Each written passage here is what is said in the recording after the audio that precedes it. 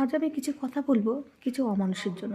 কিছু মানুষ এমন আছে যে নিজে মিথ্যা কথা বলবে, কিন্তু সেই মিথ্যে ঢাকার জন্য কারো দিব্যিতেও ছাড়বে না।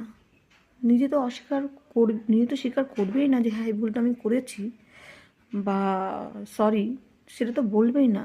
যদি ঘরে বয়স্ক মা বাবা থাকে, তার দিব্যি তো সেই অমানুষগুলো ছাড়ে না।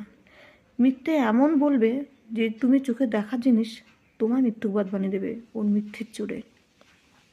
কিন্তু বিশেষ করো, ওই যে বাবা মার দিব্যিতে যে মিথ্যে কথাটা বলেছ বা বলো তোমরা, সেক্ষেত্রে কী হয় না জানো, বাবা মা ওই পৃথিবীতে আমরা যে এসেছি না, ওই বাবা মার জন্যই এসেছি। তাই আর কমসে কম আর যাই করো না কেন, বাবা মার দিব্যিতে মিথ্যে কথা বলো না। কারণ ওনারা ছিল বলে আমরা পৃথিবীতে এসেছিলাম। তাই বাবা মার কদর দিতে শেখো। সেই অমানুষগুলোকে বলছি, বাবা মার কদর দিতে শেখো। কারণ বাবা মা যে কী জিনিস আমার নেই, আমি জানি। বাবা মা যাদের আছে তারা যত্ন করে রাখো। বাবা মার দিব্যি দিয়ে নিজের দোষ ঢাকার জন্য বাবা মার দিব্যি দিও না।